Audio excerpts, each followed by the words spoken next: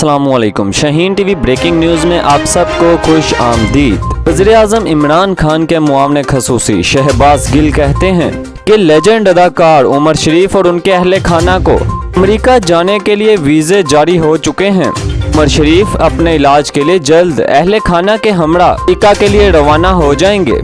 शहबाज गिल ने बताया उमर शरीफ और उनके अहले खाना ने हुकूमती ताउन पर वज़ीर-ए-आज़म इमरान खान का शुक्रिया भी अदा किया और वज़ीर-ए-आज़म भी दुआगो हैं। अल्लाह ताला अदाकार उमर शरीफ को जल्द अज जल्द सेहत याब करे।